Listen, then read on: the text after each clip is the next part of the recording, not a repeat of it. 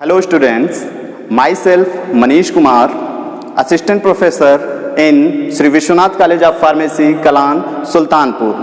I will teach the subject Pharmacology and Toxicology to the D Pharm second year student. Today we will discuss the introductory part of Pharmacology and Toxicology. आज हम सिर्फ unit first का क्या syllabus है, unit first का क्या topics हैं, इसको डिस्कस करेंगे एक एक करके। सबसे पहले यूनिट फर्स्ट में हमारा इंट्रोडक्शन ऑफ फार्माकोलॉजी, दूसरा टॉपिक है pharmacokinetics, pharmacodynamics, nomenclature of drugs, bioavailability and routes of drug administration. अब हम एक एक टॉपिक को अलग अलग डिस्कस या डिस्क्राइब करेंगे। सबसे पहले हम देखते हैं इंट्रोडक्शन ऑफ फार्माकोलॉजी। फार्माकोलॉजी क्या है? मेनली फार्माकोलॉजी को हम साइंस ऑफ ड्रग भी कहते हैं। ये दो वर्ड से मिलके बना है, pharmakon and logos. Pharmakon and लोगस।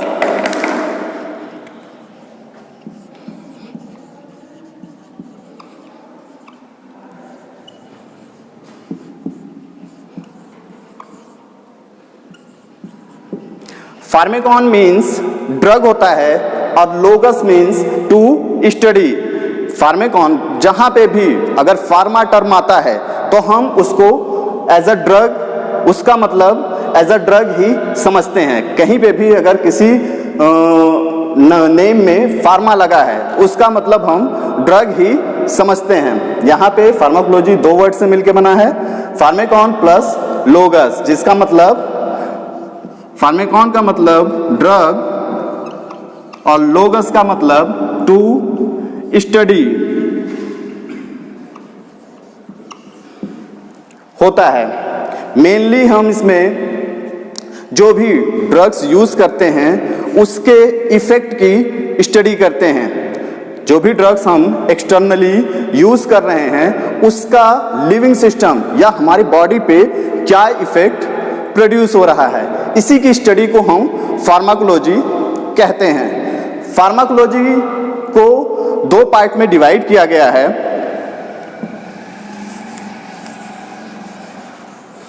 Pharmacology को दो पार्ट में डिवाइड किया गया है।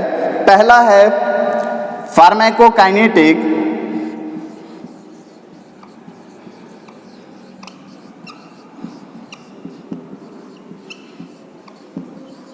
और दूसरा है फार्माकोडायनेमिक।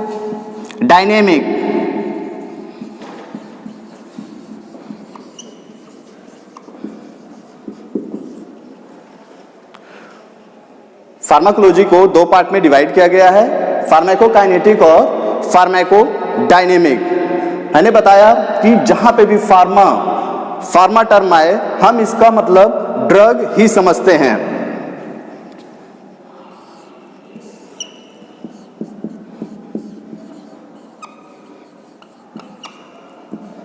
फार्मा मतलब ड्रग और काइनेटिक का मतलब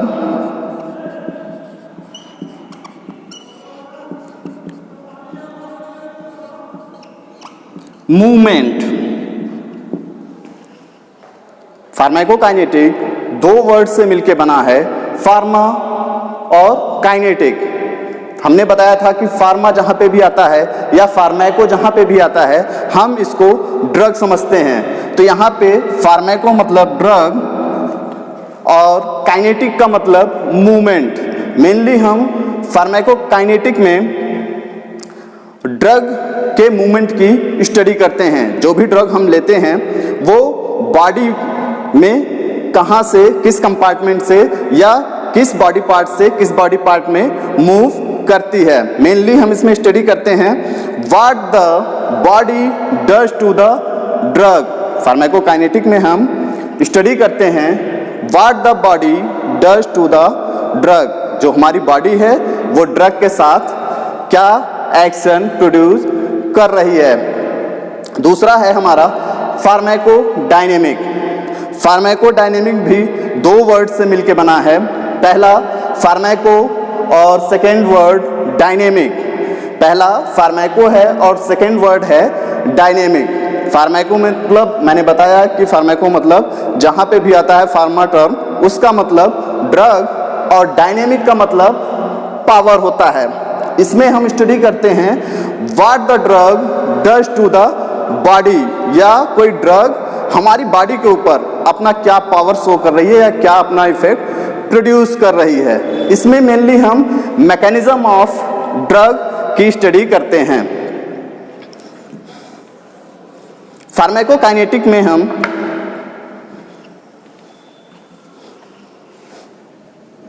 मेनली स्टडी करते हैं एब्जॉर्प्शन, डिस्ट्रीब्यूशन,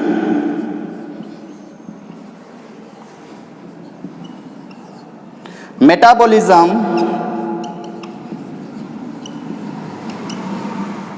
इसको हम बायो ट्रांसफॉर्मेशन भी कहते हैं।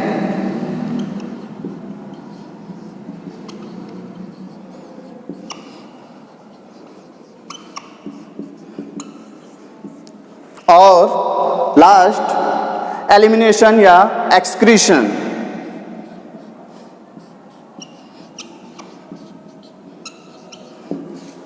फार्माकोकाइनेटिक हमने बताया कि what the body does to the drug, body drug के साथ क्या इफेक्ट प्रोड्यूस कर रही है, और इसमें हम जो इफेक्ट उसके हैं एब्जॉर्प्शन, डिस्ट्रीब्यूशन, मेटाबॉलिज्म और फाइनली एक्सक्रीशन। नेक्स्ट क्लास में हम लोग फार्माकोकाइनेटिक और फार्माकोडायनेमिक को डिटेल में पढ़ेंगे।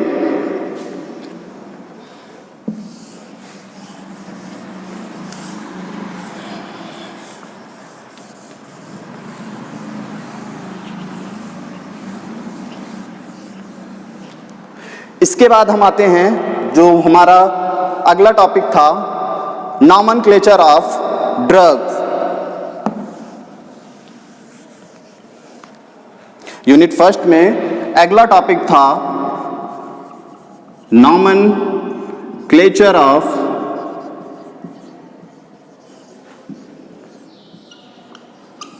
ड्रग्स। मेनली ड्रग को नेम के आधार पे 3 पार्ट में क्लासिफाई किया गया है।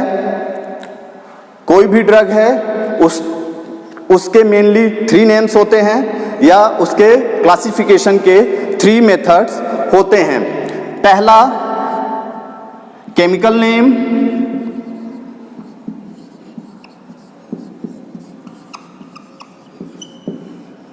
सेकेंड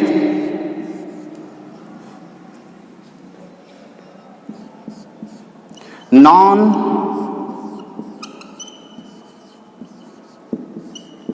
प्रोप्रिएटरी नेम, इसको हम जेनरिक नेम भी कहते हैं।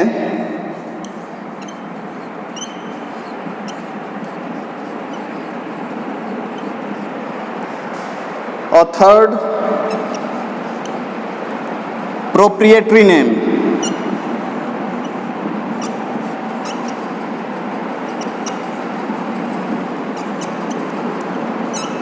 इसको प्रोप्रिएटरी नेम को हम ब्रांडेड नेम भी कहते हैं।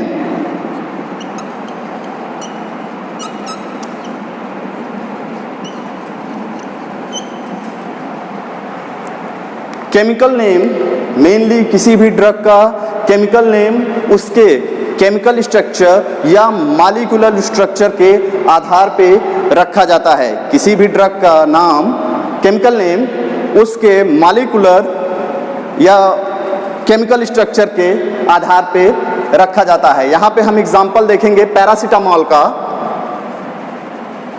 यहाँ पे हम एग्जाम्पल देखेंगे पैरासीटामॉल का, जो कि एक जेनरिक नेम है। इसका केमिकल नेम होता है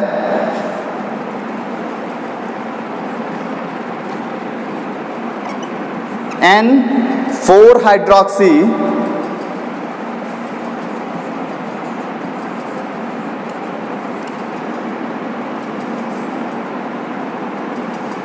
फिनाइल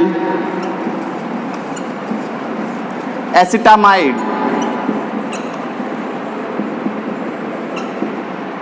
पैरासीटामोल का जो केमिकल नेम है वो है N4 हाइड्रोक्सीफिनाइल एसिटामाइड, जो कि उसके मॉलिक्यूलर स्ट्रक्चर या केमिकल स्ट्रक्चर के आधार पे रखा गया है। दूसरा जो नॉमेनक्लेचर मेथड है वो है नॉन प्रोप्रिएटरी नेम, जिसको हम जेनरिक नेम भी कहते हैं। ये नेम मेनली जो भी मेडिकल एसोसिएशन है या फार्मास्यूटिकल एसोसिएशन है, जहाँ पे भी उस ड्रग की डिस्कवरी हुई है, सर्च हुई है, तो उस कंट्री का जो मेडिकल एसोसिएशन है या फार्मास्यूटिकल एसोसिएशन है, वो ये नेम जेनरिक नेम या नॉन प्रोप्रिएटरी नेम रखते हैं और इस नेम को ऑल ओवर कंट्री एक्सेप्ट किया जाता है। नॉन प्रोप्रिएटरी नेम ये जिस भी कंट्री में अगर कोई ड्रग सर्च की गई है, डिस्कवर की गई है सबसे पहले, तो वहाँ पे जो मेडिकल एसोसिएशन है या फार्मास्यूटिकल एसोसिएशन है वो इस नेम को असाइन करते हैं और ये name all over world acceptable होता है। जैसे एग्जाम्पल हम पैरासीटामोल,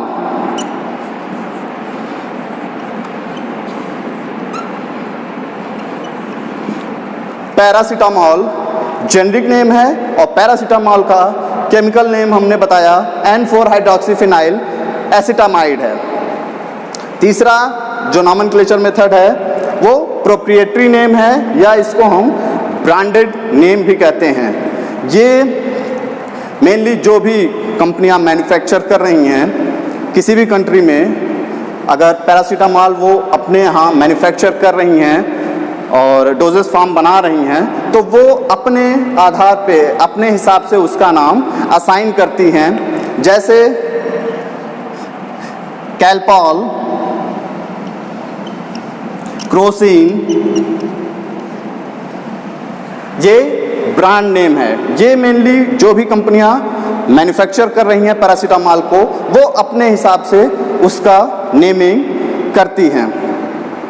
ये हो गया आपका nomenclature of drugs.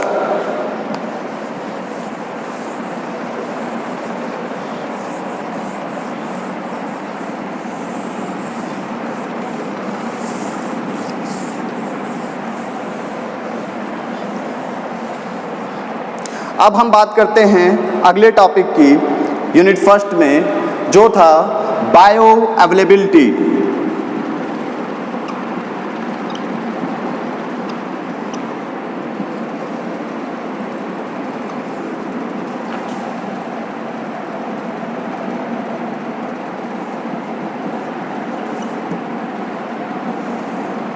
Bio availability, bio availability जैसे हमने बताया कि इसमें भी बायो अवेलेबिलिटी भी दो वर्ड से मिलके बना है, एक बायो और अवेलेबिलिटी। बायो मतलब लिविंग सिस्टम और अवेलेबिलिटी मतलब उसको कोई चीज़ कितनी अवेलेबल हो रही है। कोई भी ड्रग है तो वो लिविंग सिस्टम को कितने % अवेलेबल हो रही है, मेनली हम इसी को बायो अवेलेबिलिटी कहते हैं। मेनली ये होता है रेट एंड एक्सटेंट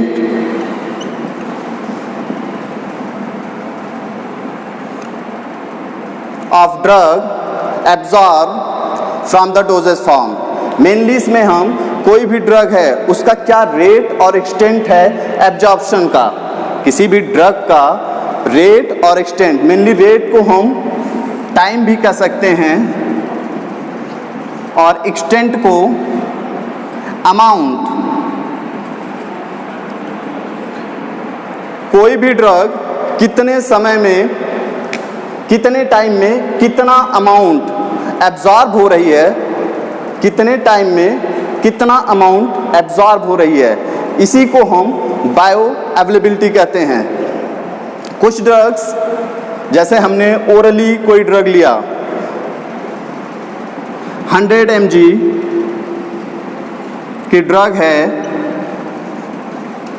हमने ओरली लिया, ये सिस्टेमिक सर्कुलेशन है, ब्लड सर्कुलेशन है, और जो हमारी ड्रग है वो ब्लड सर्कुलेशन में सिर्फ 50 mg ही पहुंच रही है, तो इसकी अवेलेबिलिटी को हम 50% ही मानते हैं। इसकी अवेलेबिलिटी को हम 50% ही मानते हैं।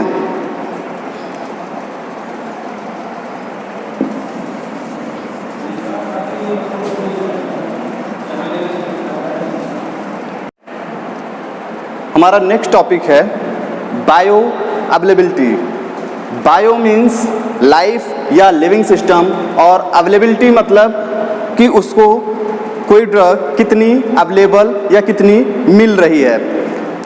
मेनली बायो अवेलेबिलिटी को हम डिफाइन करते हैं the rate and extent of drug absorption from the doses form. यहाँ पे the rate and extent of drug absorption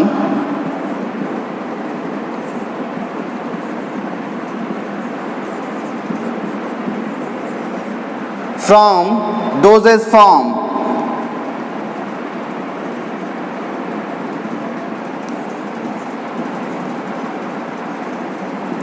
यहाँ हमने बताया रेट मतलब हम इसको टाइम डिनोट करते हैं, और एक्सटेंट मतलब amount.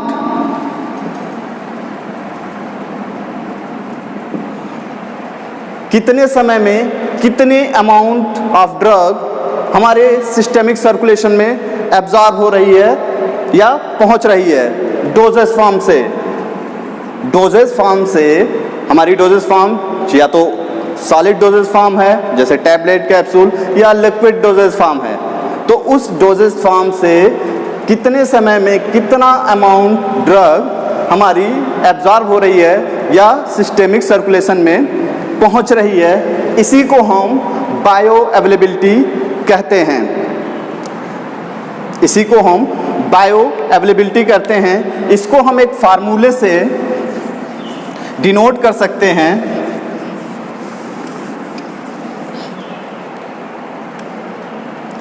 Bioavailability is equal to quantity of drug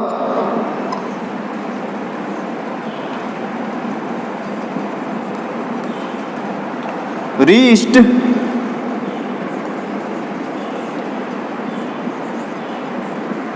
to the blood circulation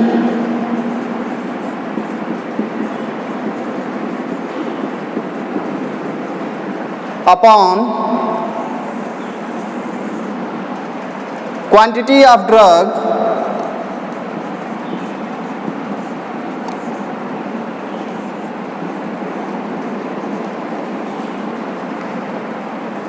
to be administered।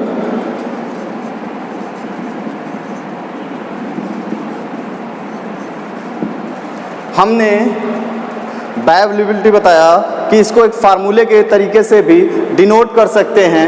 Quantity of drug reach to the blood circulation, कितना अमाउंट ड्रग हमारा ब्लड सर्कुलेशन में पहुंच रहा है एब्जॉर्ब होके, upon quantity of drug to be administered, हमने कितना amount drug लिया और हमारा कितने अमाउंट ड्रग्स हमारे ब्लड सर्कुलेशन में पहुंच रहा है। क्योंकि जो ओरल रूट होता है, अगर हम ओरल रूट से चाहे सॉलिड डोजेस फॉर्म ले रहे हैं या लिक्विड डोजेस फॉर्म, तो हमारी जो भी ड्रग्स हैं अगर हम ओरली ले रहे हैं तो वो ज़्यादातर ड्रग्स हमारी फर्स्ट पास मेटाबॉलिज्म शो करती हैं। फर्स्ट पास मेटाबॉलिज्म शो करती हैं। फर्स्ट पास मेटाबॉलिज्म क्या होता है?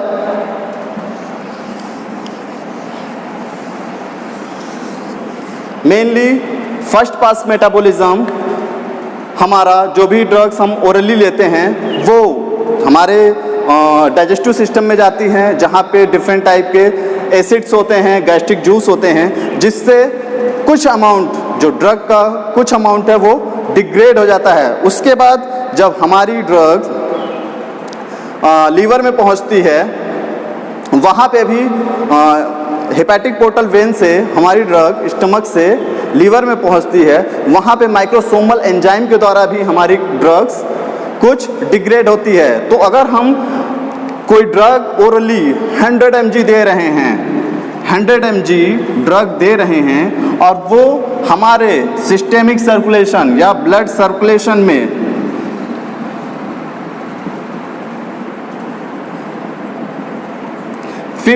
mg ही पहुंच रही है, 50 mg पहुंच रही है, तो ये drug mainly first pass metabolism के को फॉलो कर रही है या उसके थ्रू गुजर रही है, क्योंकि जो हमारे गैस्ट्रिक जूस होते हैं वो हमारी ड्रग को कुछ डिग्रेड करते हैं और उसके बाद जब हमारी ड्रग हेपेटिक पोर्टल वेन से लीवर में जाती है तो वहाँ microsomal enzyme and non microsomal enzyme होते हैं जो कि हमारी ड्रग को डिग्रेड करते हैं। फाइनली वहाँ से जब ड्रग हमारी सिस्टेमिक सर्कुलेशन में पहुँच रही है वो हमारी 50 mg पहुँच रही है। इसी को हम बायो अवेलेबिलिटी कर रहे हैं, मेनली 50% जो फाइनली हमको ब्लड सर्कुलेशन में मिल रही है, ये हमारी बायो अवेलेबिलिटी हो गई।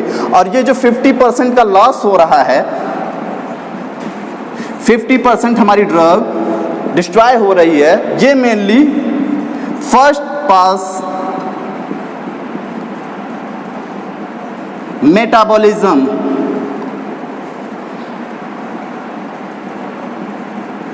फर्स्ट पास मेटाबॉलिज्म के नाते हमारी 50% ड्रग डिग्रेड हो जा रही है एसिड गैस्ट्रिक जूस, एसिड्स और माइक्रोसोमल 9 माइक्रोसोमल एंजाइम के द्वारा।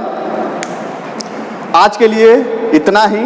नेक्स्ट क्लास में हम फार्माकोकाइनेटिक, फार्माकोडायनेमिक और रूट्स ऑफ ड्रग एडमिनिस्ट्रेशन को डिटेल में पढ़ेंगे। Thank you.